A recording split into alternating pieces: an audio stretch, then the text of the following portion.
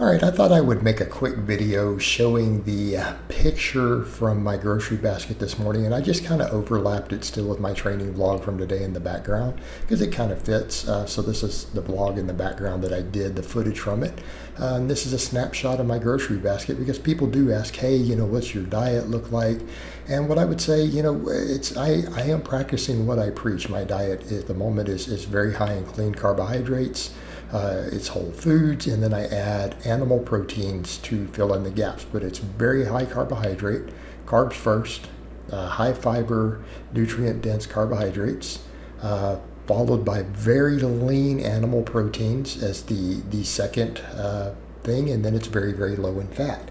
And I do supplement a little bit of extra strength fish oil at this point, but barring that, my diet is again, as I said, it's largely whole foods, plant based.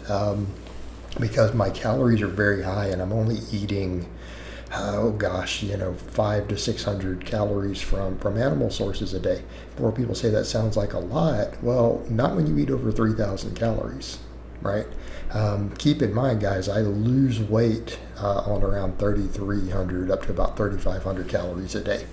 So again, if you start doing the math, let's assume the more extreme end, maybe 600 calories from lean animal proteins. Right? My diet is really only about 20% animal source. So it's 80% plants. It's almost entirely whole foods. So if you kind of look at just what I've got in the basket, this is a sample. And I'm not saying I always eat like this exactly every day. I do some white rice. I do white potatoes. I'll do other pastas, oats. I do some of those things. Sometimes throw a few walnuts in if I want some extra healthy fats. So it's obviously not exclusive. I do throw some fruit in, but this is indicative of my base diet. Like these are kind of my staple foods that I'm going to eat most days every week. So if you look at it, I'll cover the proteins first, and we'll go into all the plant stuff because people seem to care more about protein, even though it probably shouldn't. Chicken breast, right? This is obviously lean chicken breast, so even a pound of this one has about 4 to 5 grams of total fat in a pound. So if I'm trying to get 100 grams of protein just from chicken, I'm getting that with only about 4 to 5 grams of fat. Okay, almost no saturated fat there. Like any saturated fat I'm going to get tends to come from the whey protein if I do it, and I don't always have to do whey protein. Again, things like the milk here helps. So again, but I get some of my essential fats from this. Keeping in mind, I do have essential fats in the diet. They're just low, but they're coming from things like the brown rice, the chicken. All right, and then if I need to supplement a little, I will. We could debate as to how much that's even really necessary. Basically, though, when we start adding high-dose fish oil, we're trying to chase certain health markers for risk of cardiovascular disease, not necessary for everyone. Sometimes I do that just because of the conditions that run in my family. I've lost multiple people who died at my age or younger who are close family members due to cardiovascular disease. So I do think about those things. But when we look at that lean protein, then I have the Mootopia. That is the equivalent of Fairlife. So for those who are unaware, it's ultra filtered. So it's lactose free, extremely high protein. Notice it says 13 grams of protein. This milk is around 70% protein. Now I could easily just do skim milk if I wanted to save money, but to me this is obviously worth the expense. And then of course it has added D3, has added vitamin A.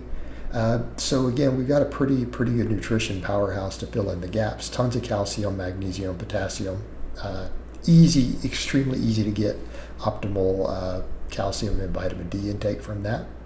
Okay, and I want to be clear, what you see in this basket, it is pretty much possible to reach 100% of the RDA, which is kind of your optimal amounts from most of your vitamins and minerals, purely off what you see right now in this basket.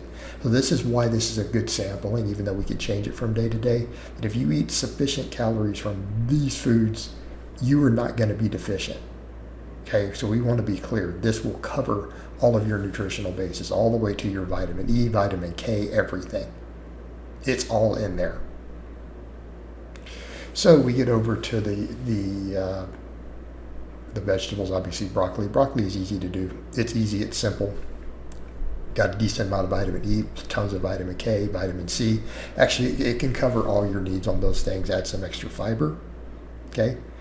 Tons of antioxidants. The other stuff, we're dealing with whole grains, brown rice. We could argue about white rice versus brown rice. I don't think white rice is unhealthy.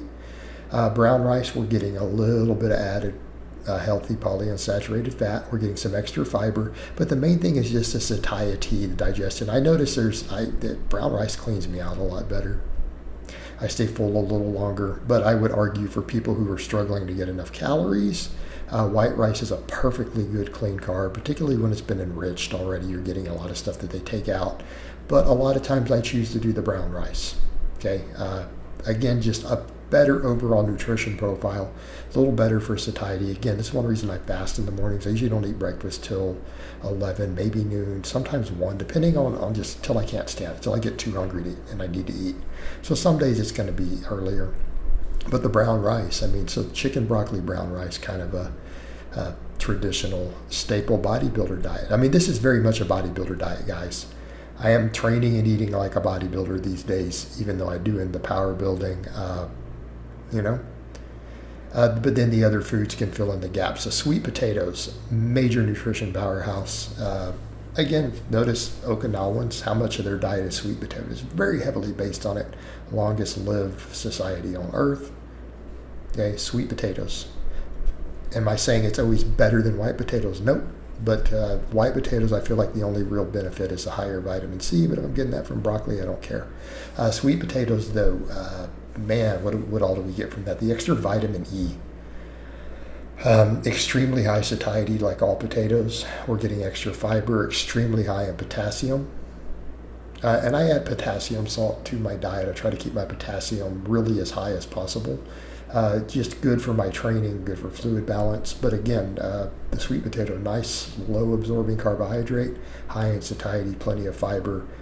In terms of just vitamin and minerals, though, it is an absolute powerhouse. Notice all of this is rich in antioxidants. So assuming, 80% of my calories are coming from those last 3 foods and only 20% from animal stuff, the diet's going to be extremely high in antioxidants, extremely high in phytonutrients. Right? This is what we want. This is what we want for health. This is what we want for longevity, fighting cancer, cardiovascular disease, fighting cancers. And it helps with workout recovery. Again, these sort of anti-inflammatory foods will speed up your recovery from resistance training. This is all high satiety food. It's all anabolic, all muscle building. This way of eating is great for building muscle and great for staying leaner. Okay, because it is hard to gain fat on a diet like this, even if you try to. All right, guys, but that's really all I have to say on that today. I hope it's been informative, and I'll talk to you guys and gals next time.